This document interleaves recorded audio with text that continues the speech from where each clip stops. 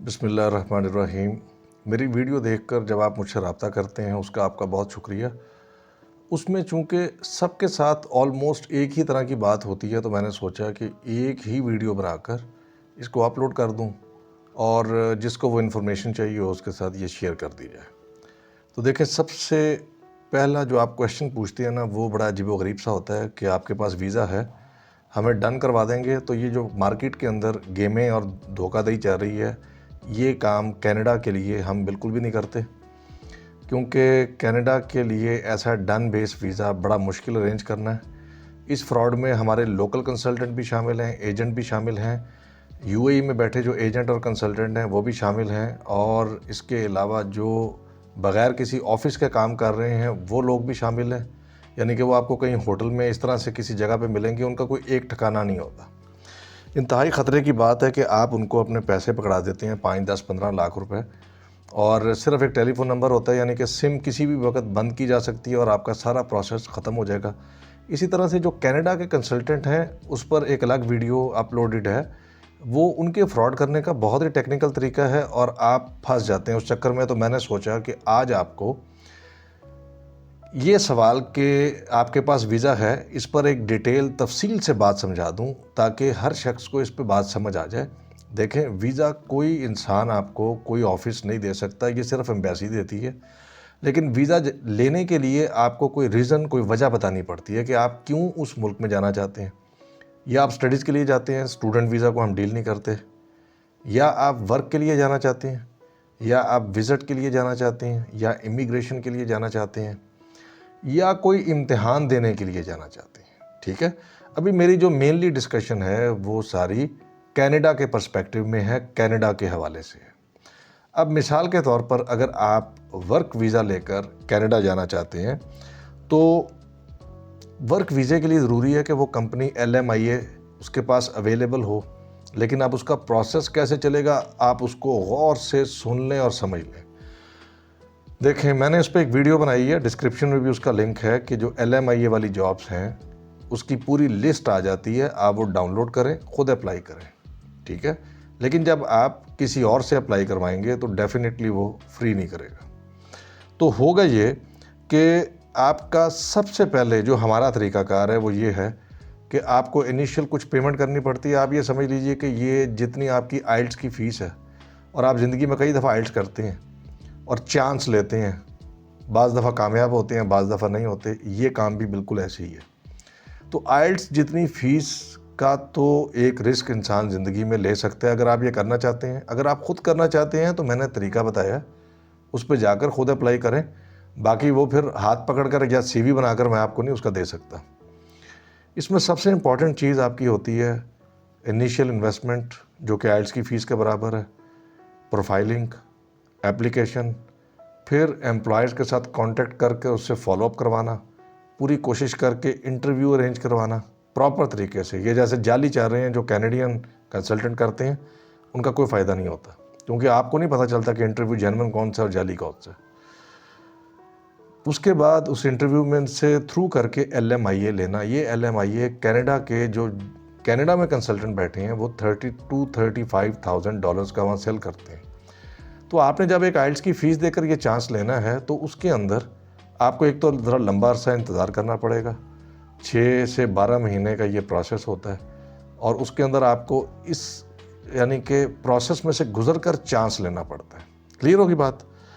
अच्छा, दूसरी बात जो इसके अंदर है इंटरेस्टिंग, वो ये है कि जब आपका LMIA आ जाएगा, जो तो LMIA आने के बाद फिर आपकी वीज़ा एप्लीकेशन जाएगी, उस पर डिसीजन आएगा और आपका वीज़ा लग जाएगा। तो वो जो आपका सवाल था ना कि आपके पास वीज़ा है, तो ये वीज़ा ऐसे नहीं मिलता। मेरे पास आते हैं लुटे फुटे लोग भाई, क्योंकि पाकिस्तान में सब ही 2, 4, 5, 10 लाख रुपए, 20 लाख, 50 लाख गवा बैठे हैं। तो मेरी आपके साथ बड़ी ही ज़्यादा हमदर्दी है, लेकिन मैं आपके लिए कुछ नहीं कर सकता। मैं आपसे कोई 10, 15, 20 लाख रुपए नहीं ले रहा हूँ, ना मैं इस तरह के काम हम लोग करते हैं। जो आपकी प्रोफाइलिंग की कॉस्ट है, जो आपकी एप्लीकेशंस कॉस्ट है, सिर्फ उसी के अंदर ही आपको वो प्रोसेस करवाना है। उम्मीद है कि अब आपको ये प्रोसेस समझ आ गया होगा।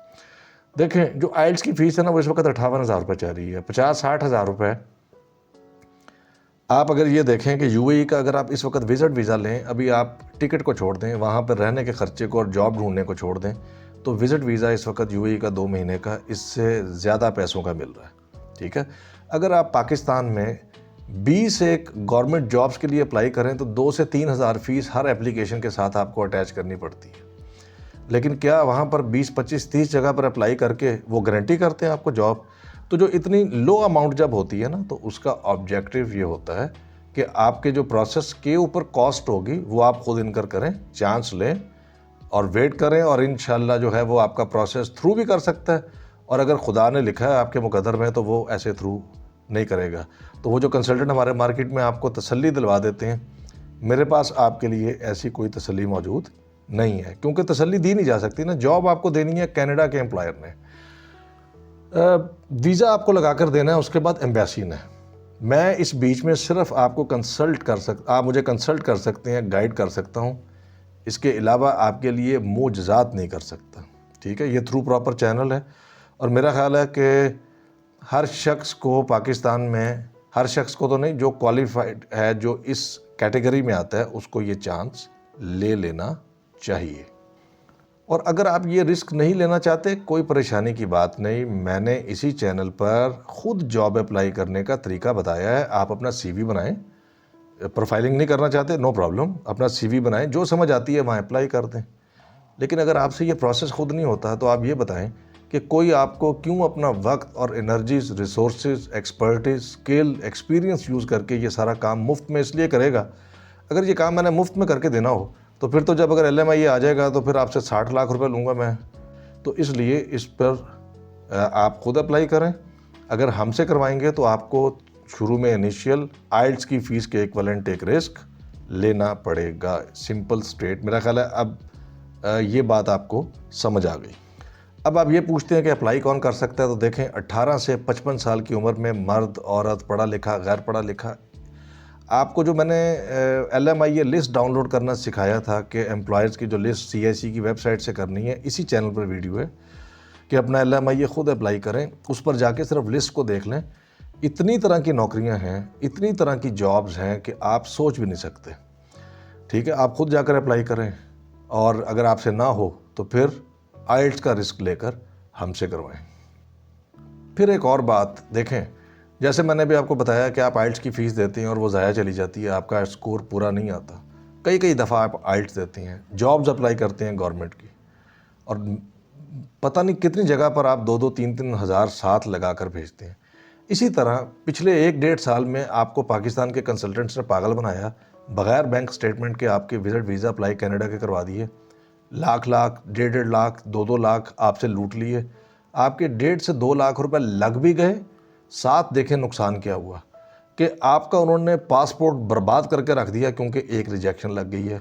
कनाडा में रिजेक्शन के बाद दोबारा फिर किसी और वीज़ा के लिए ट्राई करना बहुत टेक्निकल और मुश्किल काम हो जाता है। तो जब आपने वो अंधाधुंध एक चांस ले लिया, क्योंकि उसमें गारंटी तो नहीं थी ना, उसमें आपसे कंसल्टेंट ने झूठ बोला कि वीज़े कनाडा बहुत दे रहा है। किस खुशी में दे रहा है? रिश्तेदारी है उसकी कोई आपके साथ? हर काम देखें, कनाडा का ख़ास तौर पर, बाकी एम्बेसीज़ का भी ऐसे ही है। ये जो है ना वीज़ा का प्रोसेस, जब मैं आपको बताऊंगा कि वीज़ा ऑफिसर डिसीजन कैसे करता है, तब आपको ये समझ आएगी कि वो कितना टेक्नोलॉजी का यूज़ करता है और कितना साइंटिफिकली डिसीजन करता है। वो ऐसे पागलपन अंधेरे के अंदर फ़ैसला नहीं करता। अब अगर आपको ये इससे मुतल्लिक बात समझ आ गई है तो बाकी की तफसीलात के लिए आप फ़ोन कर सकते हैं, लेकिन अब मैं आपको उस पर प्रोसेस नहीं बताऊंगा। प्रोसेस के लिए ये वीडियो है, और मेरा ख्याल है ये सफिशेंट है जितनी हमने बात कर ली। अब हम आ जाते हैं विज़िट वीज़ा के ऊपर। तो याद रखें कि जैसे आपको कंसल्टेंट धोखा देता है कि बहुत आसान काम हो गया, दरवाजे खोल दिए, ये जो रंग बिरंगे टैग लगे होते हैं ना, इनके पीछे इंतहाई बकवास होती है, क्योंकि वो लोगों को ना फंसा कर उनसे जितने पैसे निकलने हैं वो निकलवाने हैं, बेशक उनके पासपोर्ट्स का बेड़ा गर्क हो जाए। आप ये चीज़ छुपा भी नहीं सकते। विज़िट वीज़े का काम बहुत टेक्निकल है। उसके लिए डॉक्यूमेंट्स को जो है ना वो असेस करना, उस पर बड़ी मेहनत लगती है। वो आइल्स की फ़ीस से भी कम पैसे लगेंगे, लेकिन हम आपको वक्त से पहले बहुत सारा कुछ समझा देंगे कि आपके डॉक्यूमेंट्स इस काबिल हैं या कहीं ये आपको फंसा ना दें। तो मेरा ख्याल है विज़िट वीज़े के लिए आपको बात समझ आ गई। बाकी कितनी कॉस्ट है, क्या आपका लगेगा इस पर, वो सिर्फ उन लोगों के लिए है जो आगे चलना चाहते हैं और इंटरेस्टेड है और हमसे कांटेक्ट करेंगे। अब आते हैं इमिग्रेशन की तरफ। तो देखें, इमिग्रेशन जो है वो उसके लिए एक तो जनरल असेसमेंट है ना कि आपके इतने पॉइंट्स हो गए और आप पूल में आ गए। अब कनाडा ये कर रहा है कि कनाडा ऑक्यूपेशन और कैटेगरी बेस्ड ड्रॉज कर रहा है। जैसे अगर उसको ट्रक ड्राइवर्स की शॉर्टेज होगी तो वो पूल के अंदर से सिर्फ ट्रक ड्राइवर्स लेगा, डॉक्टर्स की शॉर्टेज होगी तो सिर्फ डॉक्टर्स लेगा, टीचर्स की होगी तो सिर्फ टीचर्स लेगा। अब इस वक्त जिस तरह से हमारे कंसल्टेंट इवेल्युएट करके आपको खुशखबरी सुनाते हैं कि आपका वीज़ा लग गया जी, आपकी इमिग्रेशन हो जाएगी इंशाल्लाह, आप उसमें आ गए। अब ये स्टार्ट में ठीक है 3-4 लाख पकड़ने के लिए किसी से, लेकिन इसमें अब इतने इतने वो कैटेगरीज बन गई हैं। जैसे 82 वो प्रेफर्ड प्रोफेशंस हैं, उस पर भी मैंने एक वीडियो बनाई थी, उस पर जाके उस पर देख लें, आपको डिटेल्स मिल जाएंगी। वो 82 प्रोफेशंस की अलहदा ड्रॉ होती है, कैनेडियन एक्सपीरियंस क्लास की अलहदा होती है, ट्रेड की अलहदा होती है। ट्रेड में से भी फिर जो ज़्यादा इम्पॉर्टेंट हैं ट्रेड्स, और ये जो आपकी इम्पॉर्टेंस है with the passage of time ये चेंज होती जाती है। 2022 में कोई और प्रेफरेंस थी, 23 में कोई और प्रेफरेंस होगी। कंसल्टेंट आपको ये यूजुअली गाइड नहीं करता कि आपका प्रोफाइल अगले 6 मंथ्स के अंदर जाकर रेडी होगा। तो वो जो आज अगर आप ये ट्राई करना चाह रहे हैं 23 में, तो अगर ये 24 में प्रोफाइल गया तो क्या उस वक्त ये प्रेफरेंस होगी जो आज चल रही है। फिर ये होता है कि हर ड्रॉ का अपना स्कोर होता है और अपनी रेंजेस होती हैं। इतना एनालिसिस कोई आपको इसलिए फ्री में नहीं करके देगा कि उसको क्या पड़ी है कि इतना ज़ोर लगाए। उस पर भी आप आइल्ट्स से कम फीस, खासी कम फीस पे करेंगे तो ही आप वो असेसमेंट कराएंगे। देखिए उसका एडवांटेज क्या है।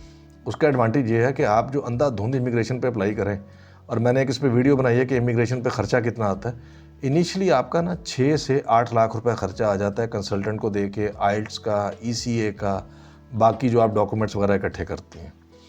तो अगर आपको ये कुछ थाउजेंड्स के अंदर ये पता चल जाए कि ये आपका बनना बनाना कुछ नहीं है, ये खाम खा की एक थकन और थकावट है आपको, जो आपने सिर्फ भाग भाग कर गुजारनी है, तो इसलिए इसकी बजाय कोई और इसका अल्टरनेटिव ढूंढें। अब हम बात करते हैं सर्टिफिकेट ऑफ क्वालिफ़िकेशन की। देखें, सर्टिफिकेट ऑफ क्वालिफ़िकेशन पर मेरी 2 वीडियोस हैं, उनको गौर से देखें, खुद अप्लाई करें, खुद उसके लिए ट्राई करें और उसके लिए एक एग्ज़ाम कंडक्ट करवा लें अपने लिए।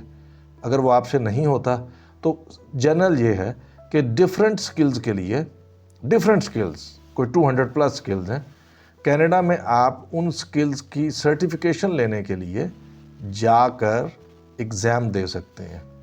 ठीक है, बाकी तो कोई वजह है ना, जैसे विज़िट करने जा रहे हैं, या आप इमिग्रेट परमानेंटली जा रहे हैं होना, या वर्क के लिए जा रहे हैं, या स्टूडेंटशिप के लिए जा रहे हैं, लेकिन यहाँ पर कोई वजह नहीं है, सिर्फ एग्ज़ाम देना एक वजह है।